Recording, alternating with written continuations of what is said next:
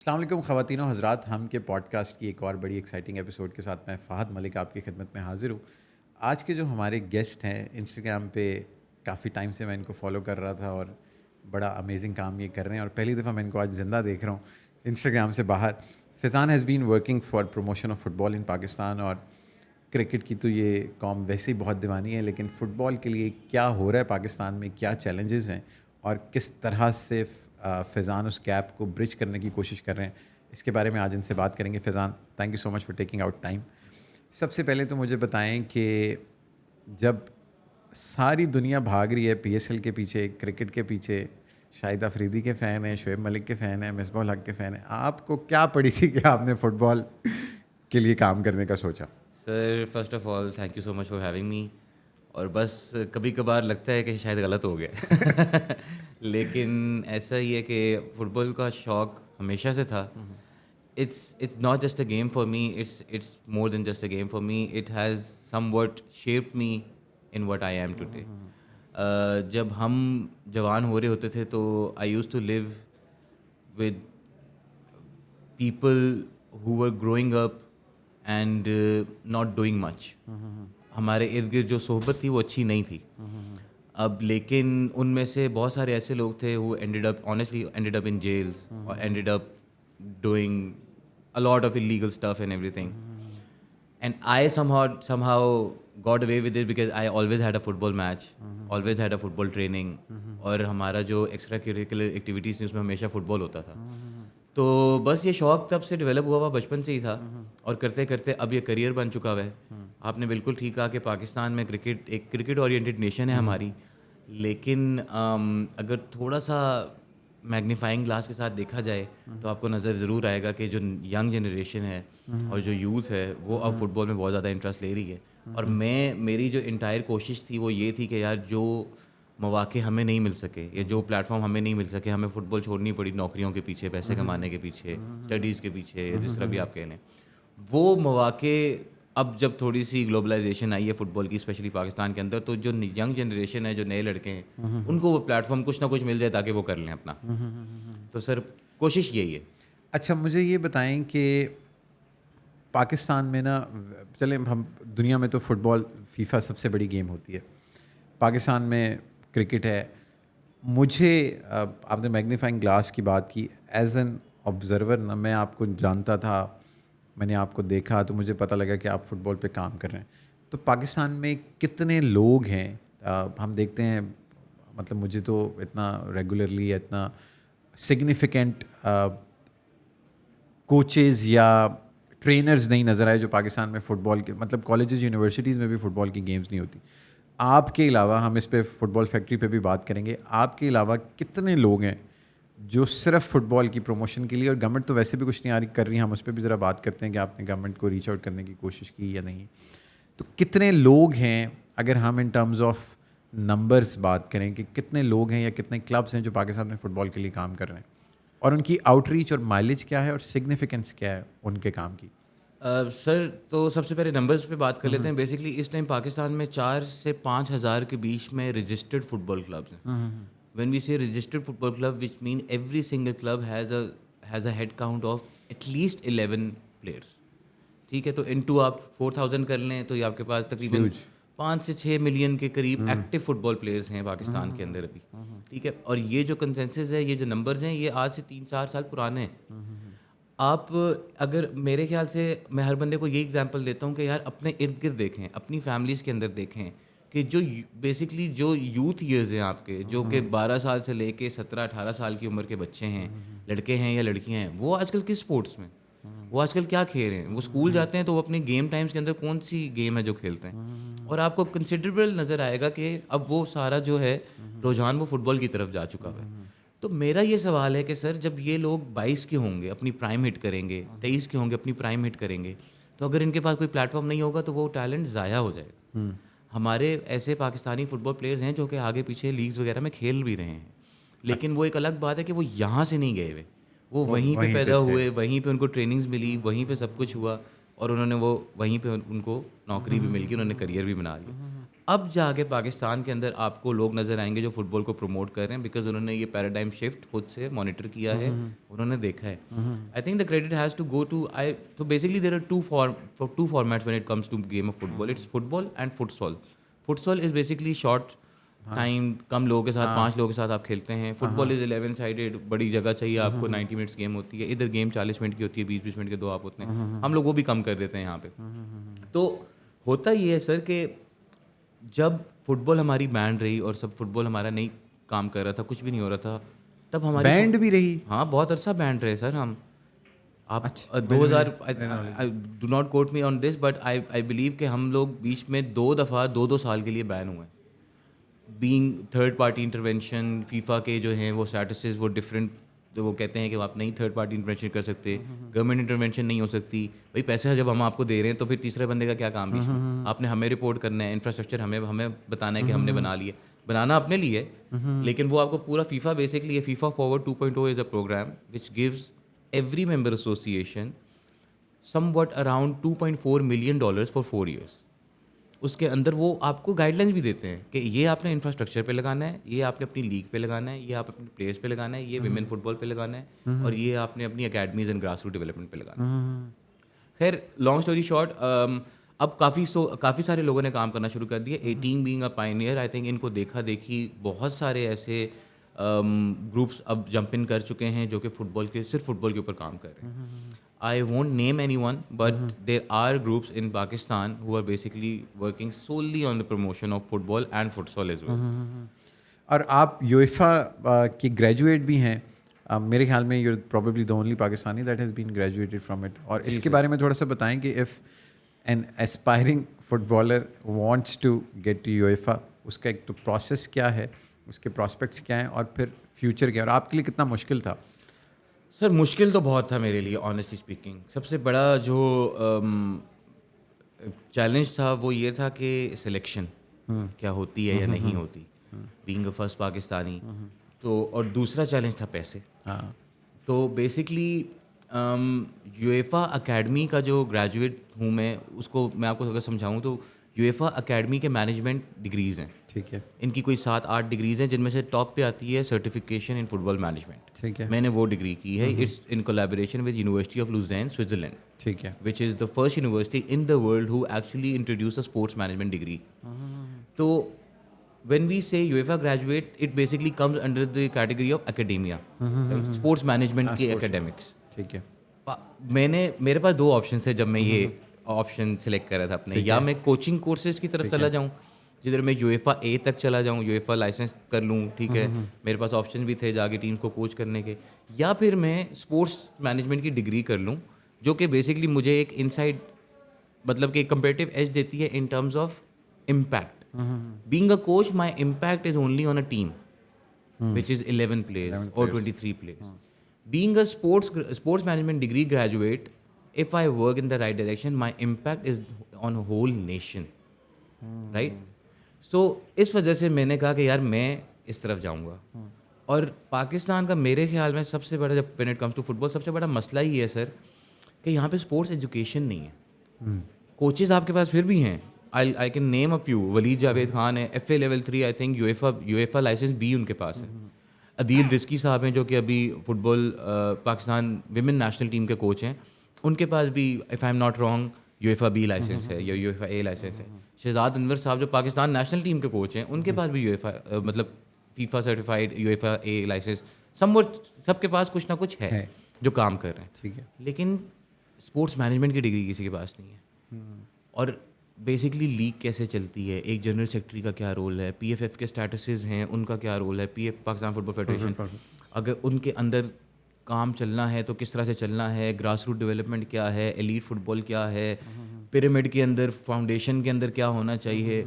अब मैं आपको छोटी सी एग्जांपल देता हूँ. अब ये फुटबॉल फैक्ट्री यहाँ पे जंप इन करते हैं. तो मैंने पिछले अपने 12 सालों में किसी बंदे को सर इस मुल्क में ग्रास रूट डेवलपमेंट नहीं करते हुए देखा.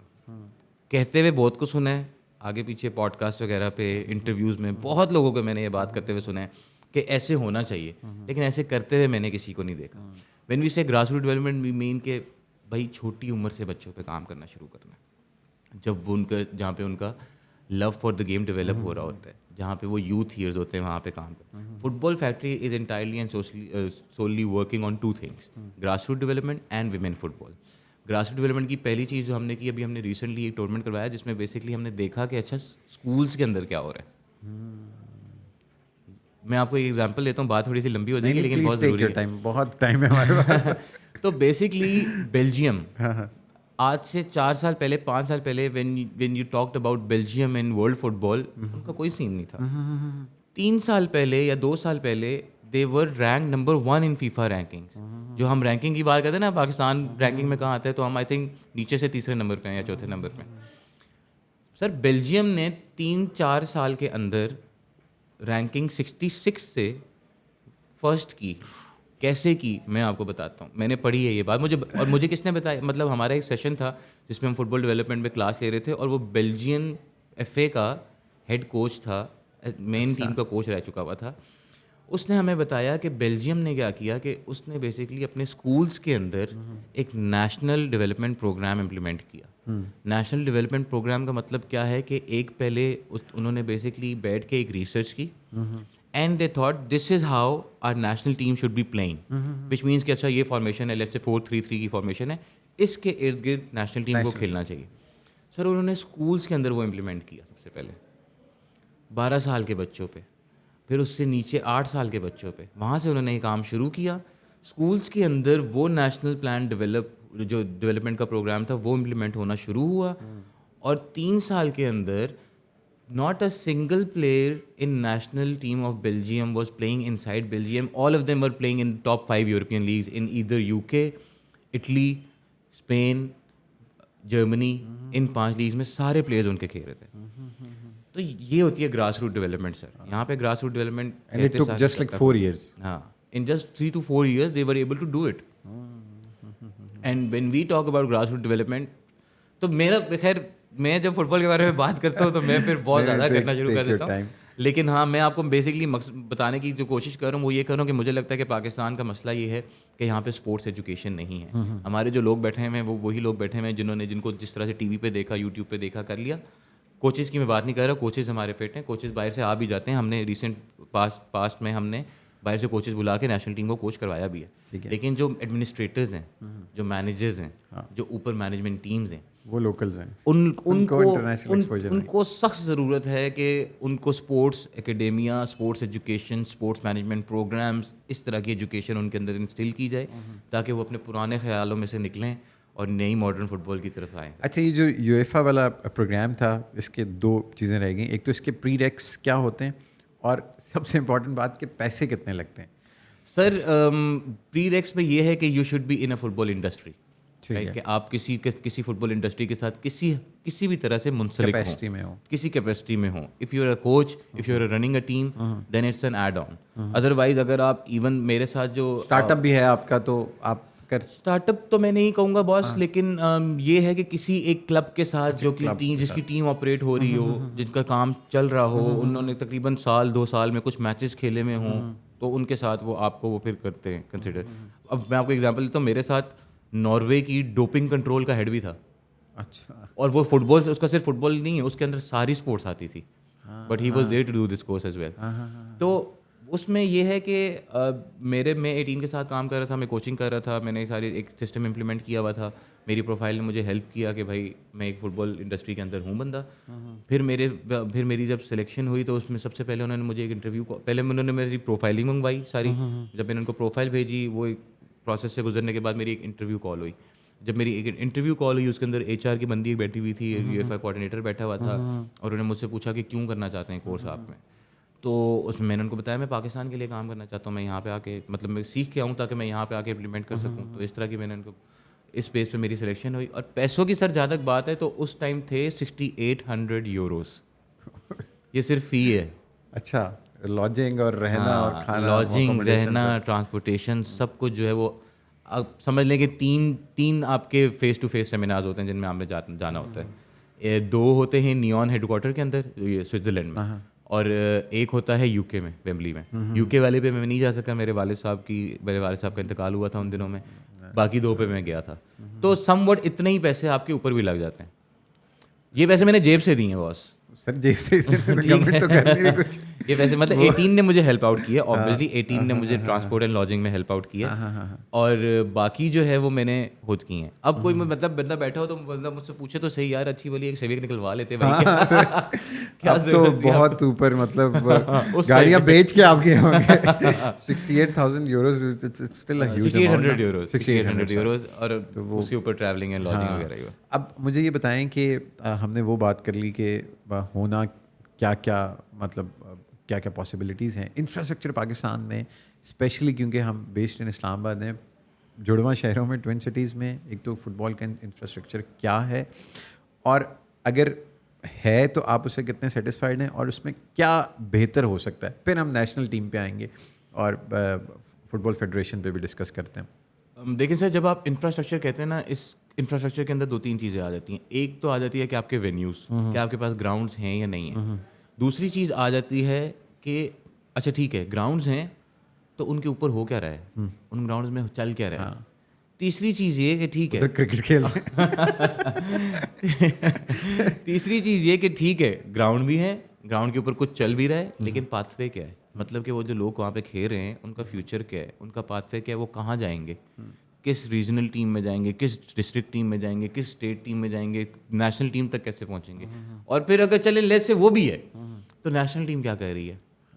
ठीक है, तो सबसे पहले तो मैं अगर इस्लामाबाद की बात करूं तो मैं आपको सर सच्ची बात बताऊं, आई डोंट नो, मैंने कांटेक्ट करने की कोशिश की है गवर्नमेंट के साथ काफ़ी दफ़ा, और इतना ज़बरदस्त सिस्टम आपके पास लग सकता है ना, आपके हर ग्राउंड में एक 11, आपके हर सेक्टर में इस्लामाबाद में एक 11 साइड का ग्राउंड पूरा है, फुल फ्लैज, जिस पे आप कहते हो कि 11 साइड प्रॉपर जो फुटबॉल हम टीवी पे देखते हैं वो हो सकती है। उसमें लाइटें भी लगी हुई हैं, उसमें ग्राउंड में घास भी लगी हुई है, उसमें पोल्स भी लगे हुए हैं, उसमें बैठने की जगह भी है, उसमें फैमिलीज़ के लिए घूमने की जगह भी, लेकिन कुछ हो नहीं रहा उनके ऊपर। उसकी 2-3 वजूहत हैं। नंबर 1 कि कुछ ग्राउंड में तो बस लोगों ने अंडर द टेबल CDA के साथ डील्स वगैरह की हुई हैं, वो एक टाइम के लिए जाते हैं, खेलते हैं, वहाँ से खेल के निकल जाते हैं। कुछ ग्राउंड्स के ऊपर तो बिल्कुल ही कुछ नहीं हो रहा, लोग शाम में जाते हैं, खेलते हैं। बेसिकली CDA के बायलॉज ये कहते हैं कि आप उन ग्राउंड्स के ऊपर कमर्शियल एक्टिविटी नहीं कर सकते, पैसे बना नहीं सकते आप उनसे। तो हम पैसे नहीं बनाना चाह रहे सर, हम हर सेक्टर की, फॉर एग्जांपल आपको बताऊँ, मैं हर सेक्टर की एक टीम बनाता हूँ। G9 की मैं G9 वॉरियर्स टीम बना देता हूँ, F10 की मैं F10 स्कूबा टीम बना देता हूँ। मैं हर सेक्टर की एक टीम बना देता हूँ, हर सेक्टर के अंदर एक ग्राउंड है, वो वहाँ पे जाएँ, उनको कोचिंग मिलेगी, उनको ट्रेनिंग मिलेगी, वो खेलना शुरू करेंगे, इवेंचुअली इस तरह से इंफ्रास्ट्रक्चर बनेगा। अभी क्या हो रहा है कि बस जी CDA में मेरे डायरेक्टर साहब जानने वाले हैं, उन्होंने मुझे कहा है कि जब तक कोई नहीं आता खेल लो, तो मैं भी खेल रहा हूँ। या CDA के अंदर मैंने कोई अलॉटमेंट अच्छे वक्तों में करवा ली है, तो उन्होंने बस अब ये मेरा ग्राउंड है तो इधर और कोई नहीं आ सकता, अगर तुमने खेलना है तो तुम्हें मुझे पैसे देने हैं, लेकिन CDA की कमर्शियल एक्टिविटी नहीं कर सकती। तो ये प्रॉब्लम है सर। गवर्नमेंट कितनी, आप थोड़ा सा वो भी बताएं कि आपने अगर लोगों को रीच आउट किया तो उनके रिस्पॉन्सेज क्या थे, बेशक नाम ना लें लेकिन गवर्नमेंट कितनी प्रोएक्टिव है उसमें, और चैलेंजेस क्या हैं। बाकी जो इस्लामाबाद में आपको असिस्टेंस चाहिए उसमें हम इस पर आफ्टर पॉडकास्ट डिस्कस कर सकते हैं कि हम आपको कहाँ का असिस्ट करा सकते हैं, लेकिन गवर्नमेंट कितनी फैसिलिटेटिव रही है इस पूरे प्रोसेस में। सर मैंने अभी रिसेंटली ही गवर्नमेंट को अप्रोच किया है, और मैं जिस प्रोजेक्ट के लिए किया है वो मैं आपको भी खुल के बता देता हूँ। मैंने बेसिकली सर एक कोई और कॉपी ना कर ले हमारे पॉडकास्ट। खैर है, क्या कर सकते, चलो किसी का भला ही हो जाएगा ना, फुटबॉल में किसी का भला हो जाए, कोई मसला नहीं। तो सर फुटबॉल फैक्ट्री के अंदर 5-6, जैसे मैंने आपको कहा कि एक ग्रास रूट डेवलपमेंट प्रोग्राम है, ग्रास रूट डेवलपमेंट प्रोग्राम के अंदर हमारे 4 प्रोजेक्ट्स हैं, और दूसरा मेरा विमेन डेवलपमेंट प्रोग्राम है। विमेन डेवलपमेंट प्रोग्राम में ये है कि एक फुटबॉल टीम है मेरी लड़कियों की, ठीक है। मैंने गवर्नमेंट को अप्रोच किया हुआ है, मुझे रिस्पांस अभी तक तो अच्छा ही आया है, लेकिन मैं वेट कर रहा हूँ, अभी I am still in the waiting phase कि भाई मेरी चीज़ें चली गई हैं सारी, अब उन्होंने मुझे बताना है। मैंने उनसे क्या मांगा है सर, मैंने उनसे एक ग्राउंड मांगा है, मुझे सिर्फ एक फुटबॉल ग्राउंड दे दो, प्रेफरेबली 4 दीवारी के अंदर दे दो, क्योंकि मैंने लड़कियों को ट्रेन करना है, ठीक है। और मैंने उनको आइडेंटिफाई भी कर दिया जगह, मैंने उनको बता दिया स्पोर्ट्स कॉम्प्लेक्स आपके सामने यहाँ से नज़र भी आ रहा है माशाल्लाह, ठीक है। उसके अंदर 3 बड़े ग्राउंड हैं, एक बड़ा ग्राउंड है जो कि जिन्ना स्टेडियम जिसको आप कहते हैं, जिसमें 35,000-30,000 लोगों की सिटिंग कैपेसिटी भी है। I think that is the only ground in Pakistan which can hold an international match, अच्छा टू बी ऑनेस्ट, ठीक है। तो एक तो ये हो गया, ये मुझे नहीं चाहिए, मुझे ना, अच्छा ये नहीं चाहिए, ये मुझे नहीं चाहिए, ठीक है। इसके साथ 2 ग्राउंड हो रहे हैं सर प्रॉपर 11 साइड के, एक नीचे है एक ऊपर है। नीचे वाले में आप मुझे बताएं कि कैसे एक प्राइवेट एकेडमी चल रही है, स्पोर्ट्स कॉम्प्लेक्स का एरिया है, स्पोर्ट्स कॉम्प्लेक्स की प्रॉपर्टी है, कैसे नीचे एक प्राइवेट वो किस चीज़ अकेडमी की है? चल रही है? फुटबॉल की है? फुटबॉल की है। फुटबॉल की। मैं नाम नहीं लूँगा, अच्छा, ठीक है। किसी की अब चल चल रही रही है तो हाँ। चलने दो, मुझे नहीं पता ठीक क्या, लेकिन लॉ आपको ये नहीं Allow नहीं करता। अलाउ नहीं करता कि आप स्पोर्ट्स बोर्ड के अंदर प्राइवेट एकेडमी चलाएं कमर्शियल पर्पसेस के ऊपर। चल रही है, क्लब चल सकता है, ठीक है, क्लब अगर आपका एक Academy क्लब है, तो commercial होगी ना, आप academy पैसे तो आप ले रहे उससे हैं पैसे और बना रहे हो, पैसे ले रहे हैं। हम क्लब में तो पैसे नहीं बना रहे हो, क्लब में जो पैसे आए वो स्पॉन्सरशिप के थ्रू आते हैं और वो भी सर री इन्वेस्ट होते हैं, ऑनेस्टली स्पीकिंग, ठीक है। मतलब आप स्पॉन्सर के पास जाते हो, कहते हो यार ये मेरा बजट है, ये मैंने इस चीज़ पे पैसे लगाने हैं, वो आपसे कल को पूछेगा अच्छा यार मैंने तुझे 10 रुपये दिए, वो कहाँ लगे, मुझे रसीदें दो या मुझे दिखाओ कहाँ लगे, ठीक है। अकेडमी के अंदर तो ये है कि सर आपका बच्चा है 4 साल का, मेरे पास भेजें, मैं उसको महीने के 10,000 रुपये 12,000 रुपये उससे लूँगा, उसको ट्रेन करूँगा, और क्या पाथवे है क्या है कुछ, बस ठीक है, खाना पूरी है। अब मैंने उनसे कहा है कि मुझे एक तो ये आपके पास एक ग्राउंड है जो बीच में खाली पड़ा हुआ है, उस पर कुछ भी नहीं हो रहा, मुझे आप वो ग्राउंड है, मैंने वहाँ पे लड़कियों का फुटबॉल क्लब स्टार्ट करना है, तैयार करना है। उसके लिए मेरी कमर्शियल ब्रांड से बात हुई हुई है, कुछ कमर्शियल ब्रांड्स के पास मेरे प्रपोजल गए हैं जो कि मुझसे और चीज़ें मांग रहे हैं, लेकिन उसमें मेन चीज़ ही मेरा ग्राउंड है। ग्राउंड तो मेरे पास ग्राउंड नहीं होगा तो मैं कैसे करूँगा।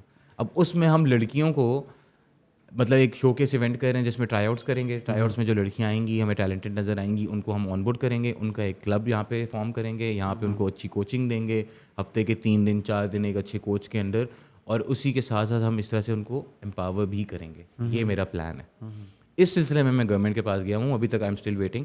उसके अलावा एक और चीज़ मैं आपको बता दूँ सर कि इस्लामाबाद के अंदर जितने भी MCI के अंडर, हाँ एग्जैक्टली, जो what do you call them, जो गवर्नमेंट कॉलेजेस हैं या गवर्नमेंट स्कूल्स हैं, हर स्कूल के अंदर एक ग्राउंड है, 4 दीवारी के अंदर भी है, ठीक है। वो भी अंडर द टेबल डील्स हुई हुई हैं लोगों की, चल रहे हैं वहाँ पे। छुट्टियां हैं तो ग्राउंड यूज हो रहा है। छुट्टियाँ नहीं भी हैं, अच्छा। तो शाम को 3-4 बजे से लेके मगरिब तक वो ग्राउंड किसी ना किसी कैपेसिटी में इस्तेमाल हुए में, आगे पीछे हुए में, ठीक है। तो भाई, और वो भी कमर्शियल पर्पज़ के लिए, कोई क्लब श्लब रन नहीं हो रहा वहाँ पे, एकेडमी चल रही हैं, ठीक है। तो वो मैं तो पैसे लगाने के लिए हाथ जोड़ के कह रहा हूँ यार कि मैं पैसे लगा दूंगा, मुझे जगह दे दो। इधर लोगों के पास जगह है और वो उससे पैसे बना भी रहे हैं, और मतलब जो सीधे रास्ते से जा रहा है हाँ, उसको उसका कोई नहीं, और जिनकी अंडर द टेबल डील्स हैं हाँ वो उनका सिलसिला वो चल रहे हैं। हाँ। Very unfortunate. Pakistan football federation कितना इफेक्टिव है? मैंने सुना है वो कोई टीम भी हमारी गई हुई है ख़वातीन वाली बाहर, बिल्कुल, वो गालबन वो कौन सी ओलंपिक्स हैं कि क्या है? ओलंपिक क्वालिफायर्स के लिए, ओलंपिक क्वालिफायर्स के लिए। तो PFFA कितना इफेक्टिव है, और हाउ डू यू थिंक कि पाकिस्तान में आने वाले वक्त में, जैसे PCB तो बहुत ही पावरफुल है ना, तो इनकी स्टैंडिंग क्या है and how effective they would be? मुझे तो लगता ही है कि मतलब जो ये क्लब्स चल रहे हैं वो शायद वो, क्योंकि उनके वो मैनेजर्स और वो कोचेस सारे बाहर से पढ़ के आते हैं, जो सीनियर मैनेजमेंट वो ब्यूरोक्रेट्स बैठे होते हैं, उनको मतलब उन्होंने सारी ज़िंदगी देखा नहीं होता ना, उनको उस गेम का पता होता है। तो कितना इफेक्टिव हैं ये लोग, और ख़ास तौर पे then I would like you to touch upon women in football especially in Pakistan, जो आपने अभी बात भी की। सर PFF को I will be very honest, I have no association with either party, either PFF और the opposing party, but I will give you my honest review. मैंने पहली दफ़ा शायद काम होते हुए देखा है पाकिस्तान फुटबॉल फेडरेशन के अंदर, मैंने पहली दफ़ा शायद एक्टिविटी होते हुए देखी है पाकिस्तान फुटबॉल फेडरेशन के अंदर। मसले वहाँ भी हैं और बड़े डीप रूटेड इश्यूज हैं। अभी हमारी एक नॉर्मलाइजेशन कमेटी आई हुई है फीफा की तरफ से, ठीक है, जो कि पाकिस्तानी सिटीज़न पे या पाकिस्तानियों पे ही मुश्तमिल है, पाकिस्तान के अंदर से लोग चूज़ हुए हैं, लेकिन फीफा ने एक नॉर्मलाइजेशन कमेटी भेजी हुई है पाकिस्तान के अंदर बना के, जो कि ये मसले सॉल्व करने के लिए आई हुई है। अब लोग इनको कहते हैं कि भाई आप इलेक्शन करवाएं और जाएं।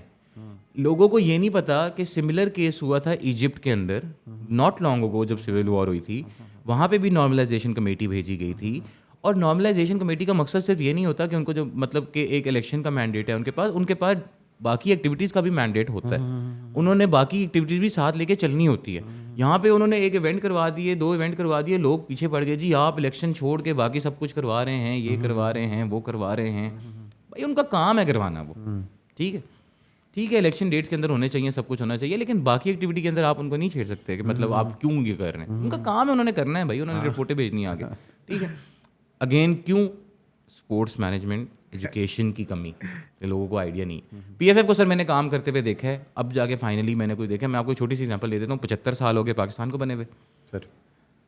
2 महीने पहले पहली फीफा समिट हुई है पाकिस्तान के अंदर, पहली फीफा समिट, बिल्कुल, जिसके अंदर बेसिकली मकसद ये था कि फीफा और एएफसी के डेलीगेशन आया हुआ था और वो यहाँ पे लोकल स्टेक होल्डर्स के साथ मिंगल कर रहे थे, बात कर रहे थे, पूछ रहे थे अच्छा क्या चल रहा है क्या नहीं चल रहा। पहली इन 2023 आफ्टर 1947। तो दिस स्पीक्स वॉल्यूम। बाकी लड़कियों के एंड पे, विमेन फुटबॉल के एंड पे हमने देखा कि काम शुरू हो चुका है। सऊदी अरेबिया ने एक 4 नेशन सीरीज़ होस्ट की सऊदी अरेबिया के अंदर, जिसमें पाकिस्तान 2nd नंबर पे आया। It's a huge thing sir, it's a huge thing. और वो भी पाकिस्तान सऊदीया के साथ मैच आई थिंक आखिरी मिनट में गोल खा के या बराबर करके आया। अच्छा, जो आप लोगों ने शायद हो सकता है एक क्लिप वायरल भी देखा हो, मारिया जमील खान का। हाँ, बिल्कुल बिल्कुल, कैप्टन जो है हमारी फुटबॉल टीम का, उनका एक गोल था लेफ्ट फुटेड जो उन्होंने मारा, वो उस मैच का गोल है जो हमने देखा। उसके बाद ये लोग गए नेपाल में जाके इन्होंने नेपाल के साथ, बांग्लादेश के साथ और इंडिया के साथ मैचेस खेले, जिसमें से नहीं नेपाल, हाँ मालदीव्स के साथ, नेपाल के साथ, बांग्लादेश और इंडिया के साथ आई थिंक मैचेस खेले, जिसमें से हम आई थिंक मालदीव्स वाला जीत गए, बाकी हम हार गए। लेकिन now you see at least some activity happening, women going to places to play a tournament, right. 2 साल पहले 3 साल पहले चलता टूर्नामेंट बंद करवा दिया था सर इन्होंने, जो दूसरी मत में नाम नहीं लेता किसी का, लेकिन इन्होंने चलता टूर्नामेंट बंद करवा दिया था, ठीक है। और फिर अब लड़कों की टीम भी माशाल्लाह से अच्छी बन चुकी हुई है, यंग ब्लड नज़र आ रहे हैं, नए लड़के नज़र आ रहे हैं, नई मोटिवेशन नज़र आ रही है। अभी हम आई थिंक मालदीव्स गए हुए थे फीफा फ्रेंडली के लिए, हम 1-0 हारे हैं उनसे, which is a great result sir, given कि no infrastructure, no training, no whatsoever. 3 महीने 4 महीने का कैंप लगा के आप जाके मालदीव्स के साथ खेलने जा रहे हैं, जो कि एशिया में हमारे से 8-10 रैंकिंग ऊपर है, ठीक है। It's a huge thing. तो some activities happening, there are courses being offer. मैंने पीएफएफ से फुटसॉल का लेवल 1 कोर्स किया रिसेंटली। अच्छा, ऑल्दो उसमें अलग उसके मसले अलग थे लेकिन चलो कुछ तो हो रहा है ना, कुछ तो हो रहा है। things are moving in some अभी रेफरिंग का कोर्स हुआ है, अभी सी लेवल का कोर्स हुआ है, मतलब कुछ तो हो रहा है ना। पहले मैंने नहीं देखा इस तरह से कुछ होते हुए। अच्छा फिजान, हमने ये तो सारी चीज़ें देख ली। अगर हम नेबर्स में बात करें, इंडिया या साउथ एशिया की बात कर लेते हैं, बाकी मुल्क कितना फुटबॉल पे फोकस्ड हैं और हम उनसे कितना पीछे हैं? सर मैं एग्जांपल देता हूँ बांग्लादेश की और इंडिया की। Bangladesh has done an amazing job with their football infrastructure. अच्छा, the way they play is like कि आपको लगता है कि यार ये तो किसी अच्छी लीग की टीम खेल रही है। और उन्होंने क्या किया सर, उन्होंने अपनी ग्रास रूट पे काम किया, उन्होंने अपने स्कूल्स के अंदर काम किया, उन्होंने अपनी यूथ पे बेल्जियम वाला मॉडल, बेल्जियम वाला मॉडल उन्होंने बिल्कुल एग्जैक्ट डिट्टो मॉडल उन्होंने इम्प्लीमेंट किया। और आज उनकी लड़कियों जो विमेन टीम है वो आई थिंक हम सबसे बहुत बेहतर है, इंडिया से भी बेहतर है, ठीक है। और इंडिया की मैं आपको एग्जांपल देता हूँ। चलो इंडिया के पास तो आप कह सकते हो कि बॉलीवुड है, वो हर चीज़, किसी भी चीज़ के अंदर बॉलीवुड डालेंगे तो अट्रैक्शन आपको मिलना शुरू हो जाएगी। लेकिन being a cricket nation as well, India, they have a pretty solid Indian football league going on right now. A couple of years ago I saw Roberto Carlos, जो कि एक बड़ा नाम होता था एक टाइम पे, ब्राज़ीलियन, वो वहाँ पे कोचिंग कर रहा था एक टीम की। Materazzi, Italian legend, is coaching in India. All Indian superstar league है या पता नहीं क्या नाम, ऑल इंडिया सुपर लीग नाम है इनका, कुछ इस तरह का नाम है। So point being they are investing. Virat Kohli is tweeting about a club in Goa which is working on their grassroots development, grassroots football, ठीक है, which means they are on it. What are we doing about it, sir? We're doing nothing. हम cricket बहुत अच्छी game है, ज़बरदस्त game है, हमारी पहचान है, हम वर्ल्ड कप जीते हुए 2, ठीक है, सब कुछ है। लेकिन सर 20 से 24 करोड़ लोग हैं इस मुल्क के अंदर, सारे तो क्रिकेट नहीं खेलते ना, सारे फीफा के लिए पागल हुए होते हैं। सारे पागल हुए होते हैं फीफा के लिए। आप, मैंने भी कुछ अरसा इस सेक्टर में काम किया जिस सेक्टर में आप कर रहे हैं, ठीक है। आप के पास TRPs आती होंगी, बिल्कुल, स्पोर्ट्स चैनल्स की भी आती होंगी। आप सिर्फ ये देख लें कि सैटरडे संडे को शाम 8 बजे से लेके, जो कि प्राइम टाइम होता है, प्राइम टाइम शुरू हो जाता है 8 बजे से लेके 10 बजे तक, चलो आप कह लो, उसके बाद दूसरा शुरू हो जाता है।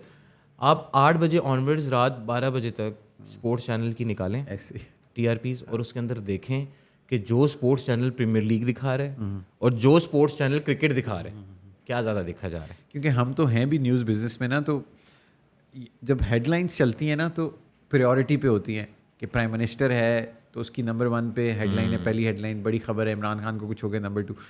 ये इन लीग्स की ना तीसरी या चौथी खबर होती है। पेट्रोल इसके बाद चल रहा होता है, शुगर प्राइसेस उसके बाद चल रही होती हैं।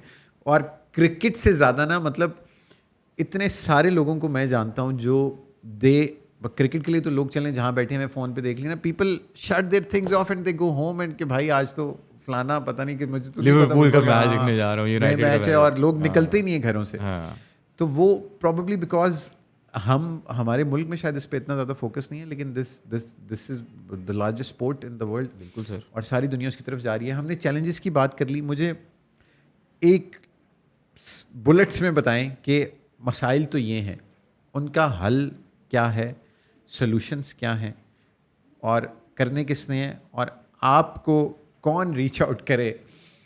तो आप ये कह सकते हैं कि भाई मैं इमरान खान की तरह 90 दिन में करप्शन तो नहीं ख़त्म कर सकता, लेकिन मैं इसको फॉर्मुलेट करने में या इसको एक ऐसी स्पोर्ट बनाने में काम कर सकता हूँ जो पाकिस्तान को कल इंटरनेशनली फ़ायदा दे। सर मुझे रीच आउट किया गया है, 1-2 दफ़ा किया गया है और साइमल्टेनियसली दोनों तरफ से किया गया है, ठीक है। लेकिन मैं आपको बता दूं कि ये इश्यूज़ ऐसे हैं ना सर कि इतने डीप रूटेड इश्यूज़ हैं, इतने डीप रूटेड इश्यूज़ हैं कि आज मैंने एक के साथ काम करना शुरू कर दिया तो मुझे दूसरों ने गंदा करना शुरू कर देना है।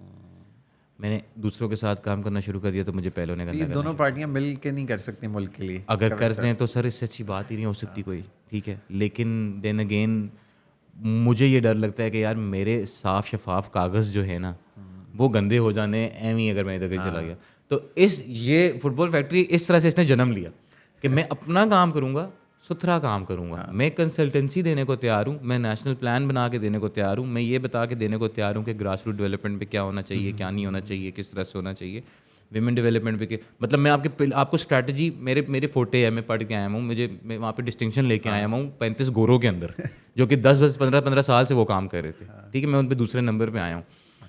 मेरी फोटे ये मैं आपको स्ट्रैटेजी बना के दूंगा कि अगले 17 साल में 18 साल में पाकिस्तान ने वर्ल्ड कप क्वालिफायर कैसे खेलना है।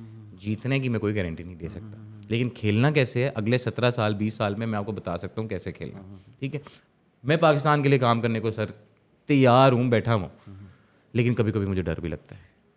मेरा भी एक घर है, मेरा भी एक सिलसिला है, ठीक है। और मुझे लगता है कि अगर मैं क्योंकि मैं जब काम करता हूँ तो मैं ना यूँ घोड़े की तरह यूँ साइडों से बंद कर लेता हूँ, एक फोकस होता है मेरा, मैं उस तरह पे काम करता हूँ। मेरे घर वाले नाराज़ भी होते हैं इस बात पे मेरे से, लेकिन मुझे लगता है कि ये मसले सॉल्व होने वाले हैं। ऐसा नहीं है मसले सॉल्व होने वाले नहीं हैं, लेकिन किसी ना किसी जगह पे किसी को बैक फुट लेना पड़ेगा, किसी को फ्रंट फुट लेना पड़ेगा, लोगों को साथ में बैठना पड़ेगा और काम जो है वो तरीके से, मतलब अगर आप जो फीफा आपको पैसे दे रहा है ना, तो आपने उसी डायरेक्शन में काम भी करना।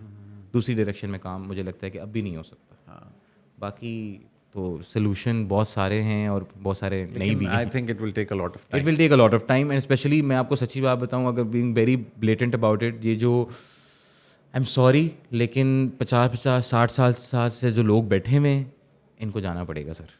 नई सोच को आना पड़ेगा, नए लोगों को आना पड़ेगा, नई मोटिवेशंस को आना पड़ेगा। जो लोग बस जिन्होंने खुद ही अपने निज़ाम में एक स्पोर्ट्स मैनेजमेंट का निज़ाम बनाया हुआ है कि हमें लगता है कि ऐसे चलना चाहिए, उस तरह पॉसिबल। नए कोचेस आने पड़ेंगे, पुराने कोचेस को जाना पड़ेगा, आई एम सॉरी जाना पड़ेगा, नए कोचेस को आना पड़ेगा, नए प्लेयर्स को आना पड़ेगा, इसके बाद आपके खिलाफ लॉबी शुरू हो जाएगी। नए एडमिनिस्ट्रेटर। हाँ सर हो गई, हो ही भी है एक दफ़ा, मैं अब क्या करूँ। लेकिन मैं आपने मुझसे हल पूछा, मैं आपको हल बता रहा हूँ। मेरे हिसाब से हल ये, नए लोगों को आना पड़ेगा, नए आइडियाज़ को आना पड़ेगा, नई मोटिवेशन को आना पड़ेगा। ठीक है, ये हमने कर ली सारी बात फुटबॉल की। अब थोड़ी सी हम बात करते हैं आपकी इंस्टाग्राम जर्नी पे और थोड़ी सी आपकी पर्सनल लाइफ पे भी, क्योंकि बेगम भी आपकी पब्लिक फिगर हैं और आप खुद भी बड़े इन्फ्लुएंसर हैं। तो थोड़ा सा हम अब उस तरफ आते हैं कि how beneficial the influence you had through your digital accounts and through your Instagram, उसका कितना, एक तो मतलब फुटबॉल तो चलो एक सेगमेंट हो गया ना, ज़िंदगी में उसका उस इन्फ्लुएंस की मैं बात कर रहा हूँ. पैसे कितने देते हैं लोग एंडोर्समेंट्स के, उस पर हम बाद में आते हैं, लेकिन वो इन्फ्लुएंस कितना मैटर करता है. बहुत मैटर करता है सर, बहुत ज़्यादा. मेरी तो ज़िंदगी में बहुत ज़्यादा इन्फ्लुएंस आया उससे. अगर मैं सिर्फ फुटबॉल की ही भी बात करूं तो आपको पता है वहीं से चला कि मैं फुटबॉल प्रमोटर हूं. ऐसा ही है, बिल्कुल ऐसे. लोगों को पता वहीं से चला कि मैं फुटबॉल को प्रमोट करने वाला आदमी हूँ, या फुटबॉल खेलता हूँ, या मैं कोच हूँ, या मैं कराता हूँ, ये सब कुछ. एक बहुत मतलब कंसिडरेबल चेंज था व्हेन इट हैपेंड. ये बात मैं लोगों को क्लियर कर दूं कि शौक मुझे था पहले से. मैं ऐसे नहीं कह सकता कि मैंने शादी के बाद कंटेंट बनाना शुरू किया या शादी के बाद मुझे ये हुआ या नहीं. अगर मैं कहूँ तो मैं झूठ कहूँगा. मैं मतलब फुटबॉल पे भी पहले चीज़ें बनाता रहा हूँ, मैं अपनी लाइफस्टाइल पे भी पहले चीज़ें बनाता रहा हूँ. मैं याद है मैं यूनिवर्सिटी के अंदर हर सेमेस्टर की एक वो रील बनाता था अपनी छोटी सी तमाम क्लास वालों के साथ over the time period of 4 months 3 months जो भी होता था. तो कहीं ना कहीं कीड़े मुझे थे. ठीक है, मैं मीडिया सोसाइटी में भी था, मैंने 1-2 प्लेज भी किए, थिएटर भी मीडिया चैनल्स के साथ भी रहे. मैं मीडिया चैनल के साथ भी रहे. उससे पहले रहा, मैंने होस्टिंग भी की हुई. आपको ठीक है, देखा होगा आपने कहीं. ठीक है, तो मतलब आप ये कह सकते हैं कि शौक मुझे पहले से था. जब मेरी शादी हुई तो ऑब्वियसली वो इंटायरली डिफरेंट हो गया. वो सारा कुछ एक तो डिजिटल हो गया, नंबर 1. नंबर 2, मेरे पास ऐसा प्लेटफॉर्म जनरेट हो गया मेरे पास through my wife, I would like to say and be very honest about it, कि वहाँ उसके उधर से मुझे जो फॉलोअरशिप आई, उधर से मुझे जो लोग आए, उन्होंने देखा कि यार अच्छा चलो शक्ल तो है ही है, काम भी कर ठीक है, और अच्छा काम कर रहा है. हाँ, कोई काम मतलब किसी काम का किसी डायरेक्शन में काम कर रहा है. ठीक है, तो उधर से बहुत फ़र्क पड़ा सर मुझे, बहुत ज़्यादा. आप दोनों का माशाल्लाह probably one of the best couple Pakistan के आप माने जाते हैं. Walia has been like number 1 influencer in Pakistan. मैं I want to deconstruct the process. एक अच्छी अल्लाह ताला आप लोगों को कामयाब करे, खुश रहें, नज़र ना लगे, लेकिन एक अच्छी शादी ना पाकिस्तान में इट्स अ मिथ. और कोई भी परफेक्ट नहीं होता. आपकी कुछ शॉर्ट कमिंग्स होंगी, कुछ आपकी बेगम की होंगी. असल process is still coping up with each other despite having a lot of imperfections. और मेरे बहुत सारे दोस्त, उनकी अभी रिसेंटली शादियाँ हुई, मैंने इसी खौफ से नहीं की. शादियाँ हुई और थोड़ी देर से बाद ख़त्म हो गई. And I have seen my friends getting married 10 years earlier, और अब आके मेरे से उम्र में बहुत सारे बड़े मेरे दोस्तों की अभी आके डिवोर्स हो रही हैं. और मुझे समझ नहीं आता कि हमारी मिलेनियल्स और जेन जी मतलब हम किस तरफ जा रहे हैं. So I want you to give tips to all those people in relationships and people who are getting married or they have been married, कि ये प्रोसेस क्या है भाई. मतलब क्या करे बंदा कि बेगम भी खुश रहे, काम भी चल रहा है, और उसके बावजूद ना, क्योंकि मुझे ये लगता है टू बी वेरी ऑनेस्ट, हमें एक चीज़ मतलब बहुत पटी सी चीज़ होगी and we will stick to नहीं यार दिस इज नॉट. अब वो सीजन्स देख के ना यार this is not working out between us, let's end this in a good way. और हम लोगों को रखते नहीं हैं उस तरह से.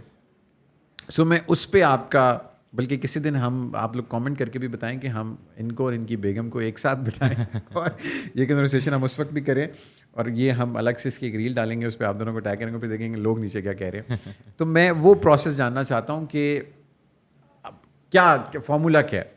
Sir I am no expert honestly, लेकिन मैं अपनी एक्सपर्ट तो बंदा उस चीज में होता है जो बार बार करना. शादी तो होती है एक बार, so nobody is expert on it. मतलब आई एम सेइंग मैं कोई रिलेशनशिप गुरु नहीं हूँ. मुझसे ये सवाल इस तरह के बहुत सारे होते हैं, ठीक है, लेकिन मैं कोई रिलेशनशिप गुरु नहीं हूँ. या मतलब I personally think there is no hard and fast rule to happiness in a relationship. I think it's a 2-way road. मतलब एक मोटरसाइकिल है, उसके 2 पहिए हैं. अब पहला चलेगा तो पिछला भी चलेगा, पिछला चलेगा तो अगला भी चलेगा. Obviously no relationship is perfect. हमारी भी लड़ाइयाँ हो जाती हैं अक्सर हमारा, लेकिन समवट कोई चक्कर ऐसा है कि हम सिर्फ काम पे लड़ते हैं. वैसे हम नहीं लड़ते. जब हम कोई काम शाम कर, अब तो खैर वो भी बहुत ठीक हो गया, लेकिन जब हम कोई कंटेंट पीस जनरेट कर रहे हैं, कोई वीडियो शूट कर रहे हैं, या कोई आइडिया जनरेट हो रहा है, तो उस पे हमारी आपस में वो हो जाती है, which is I think is a good sign, because it's in a healthy terms of creative differences you can say. लेकिन हाँ, if you ask me, I think अच्छा जब तक मेरी शादी नहीं हुई थी ना, तो मैं सख्त खिलाफ था शादी के, वैसे बाय द वे, उस पर्टिकुलर टाइम के लिए. फिलहाल मैं भी हूँ, और जो जिसकी शादी नहीं होती वो खिलाफ ही होता है. ठीक है, तो मैं I was not in favour at all, but I had just got out of a very toxic relationship when I met Walia, ठीक है, and I was taking it like हम म्यूचुअल फ्रेंड्स थे, हम लोग चले गए नॉर्थ एक उस पर टूर पे चले गए। वहाँ पे मैं वलिया को इतना जानता था कि यार ये कोई फोटोग्राफर, मतलब मैं इस तरह से जानता था, मुझे तो उस टाइम पता ही नहीं था इन्फ्लुएंसर होता क्या और ये क्या सिलसिला है, ठीक है। तो हम तो टीवी वाले लोग थे, जाके बेचते थे एजेंसियों में, ठीक है। तो मतलब मुझे ये था कि ये फोटोग्राफर है, and I had a very different notion in terms of यार ये बड़ी मशहूर हैं तो इनका बड़ा कोई टिशपटाश, कोई मतलब कोई बड़ा सीन होगा, यो मैं बात करनी, तुम कौन, मैं खाऊंगा, ये वो। लेकिन जब मैं उनसे मिला सर, तो वो completely different person, honestly speaking, completely different person, and the way she dealt with people around her, the way she spoke about her family, the way she had friends, मतलब कि आगे पीछे जो बात आती, तो उस पर I got really impressed by her, honestly speaking, ठीक है। और आपने कहा बस यही है, और मैंने कहा क्योंकि तुम ही बस उधर की मैं सर दिल शिल फेंक दिया हमने, और उधर बाद में वापस आए, और आई मतलब अब मेरा और वलिया का जो आपने कहा ना कि बेसिकली ये क्या चक्कर है कि वो हम बहुत डायरेक्ट हैं अपनी कॉन्वर्जेशंस के अंदर, जो हमने बात करनी है हमने टू द पॉइंट करनी है, we are not beating around the bush उस एक बात की, नहीं, हमने जो बात करनी है हमने डायरेक्ट ऑन पॉइंट सीधी सीधी फेस टू फेस उसके बारे में बात करनी है और उसका रिजल्ट निकालना है। मैं आपको छोटी सी एग्जांपल देता हूँ, जब मैंने उसको प्रपोज किया शादी के लिए, तो मैंने उसको सिंपल इस तरह से बात की, मैंने कहा बीबी मेरी बात सुनो, ये हैं मेरे अगले 3-5 साल के गोल, ये हैं मेरी चीज़ें जिनके ऊपर मैं कॉम्प्रोमाइज़ कर सकता हूँ, ये हैं मेरी जिनके ऊपर मैं नहीं कर सकता, तुम मुझे अपनी बताओ कि तुम पे कर सकती हो, तो अपनी बताओ जिन पे तुम नहीं कर सकती, और ये मेरे अब मैं अपना एक रिलेशनशिप, अपनी शादीशुदा ज़िंदगी जो ऐसे देखता हूँ, और मैं ज़रूरी ये जानना चाहता हूँ कि तुम उनको कैसे देखती हो। टोटल 20 मिनट की कॉन्वर्जेशन थी सर वो। डर नहीं लगा कि मना ना कर दे? नहीं सर, उस टाइम तक इतनी मना ना बजे worst she could say no, और नीचे इतनी लंबी वीडियो सर उससे पहले इतनी नो सुन चुका नहीं, I'm just kidding. तो उसमें मतलब I was 27-28 when we were doing this, तो you had already been through a lot कि यार आप कहते हो कि यार मुझे नो बुलशिट बात करनी है भाई, पॉइंट टू पॉइंट बात करनी है, ठीक है। तो हमने 20 मिनट की वो कॉन्वर्जेशन की, उसके बाद हम राज़ी थे। अगली बात मैंने की कि भाई अम्मी से मिलवाओ, 3-4 दिनों में उसकी अम्मी से मिला, बात आगे चली। इवन अभी भी जो हमारे डिफरेंसेस हैं, ऑल्दो शायद मैं थोड़ा ज़्यादा सल्क करता हूँ, मैं थोड़ा ज़्यादा तंग भी करता हूँ रिलेशनशिप के अंदर, लेकिन वो थोड़ी ज़्यादा मेरे से इस पॉइंट में ज़्यादा समझदार है कि जो बात होनी है बैठ के होनी है, हल इसी तरह से निकलना है। कभी आप ये चीज़ बहुत अंडरस्टैंड करने के लिए बहुत ज़रूरी है कि भाई मैं भी गलत हो सकता हूँ। एक रिलेशनशिप के अंदर ये अंडरस्टैंड करना बहुत ज़रूरी है कि यार शायद मैं भी गलत हो सकता हूँ, ठीक है।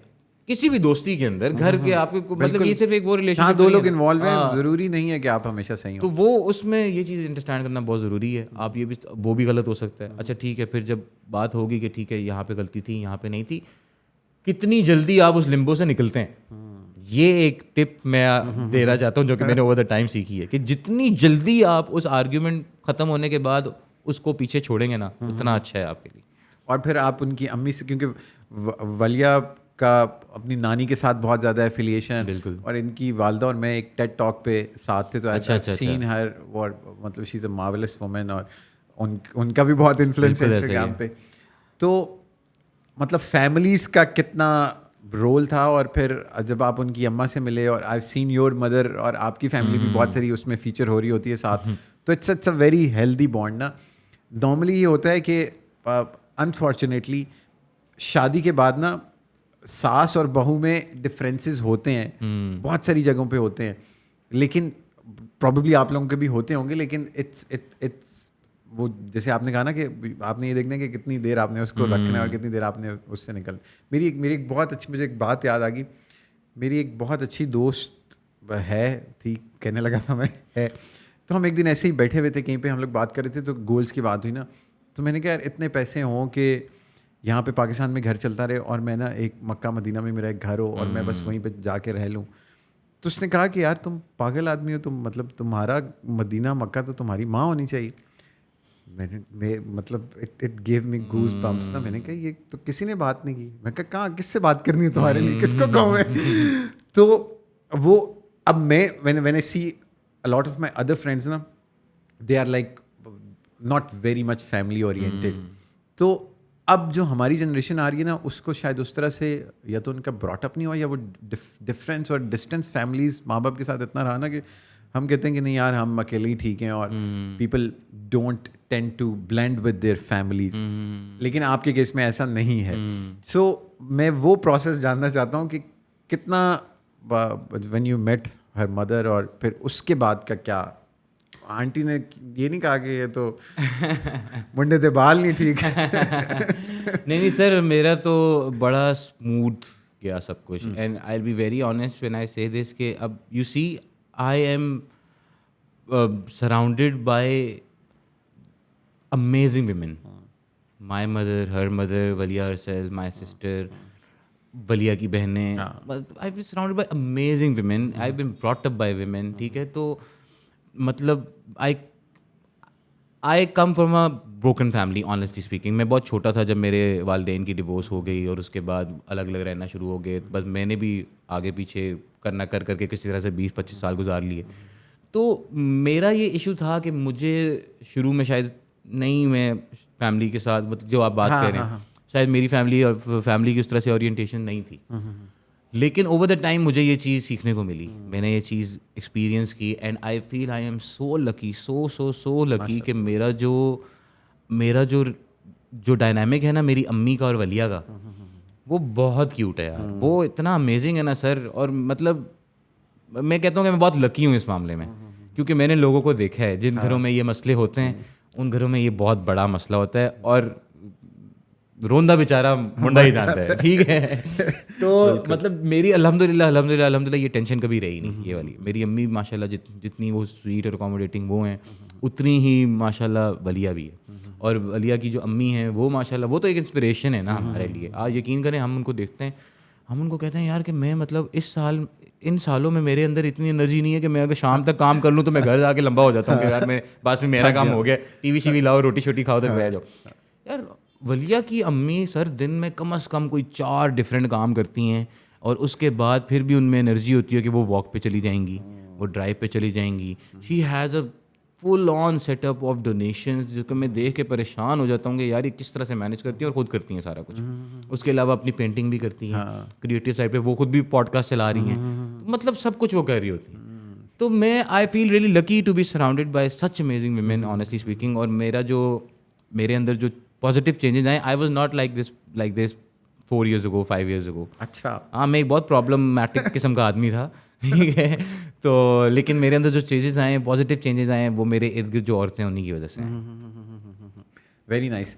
फैज़ान, आपका हमने बहुत वक्त ले लिया। ख़वातीन हज़रात, ये थे फैज़ान समीर साहब। हमने इनसे फ़ुटबॉल पे भी बात की, थोड़ी सी इनकी पर्सनल लाइफ पे भी बात की। हम कोशिश करेंगे कि फैज़ान और वलिया को एक साथ बिठाएं किसी दिन इसी पॉडकास्ट पे। और उससे पहले हम जिस दिन इन्होंने हमें वक्त दे दिया, तो हम आपसे कुछ सवाल भी लेंगे, वो हम फिर ऑडियंसिस के आप लोगों से पूछेंगे।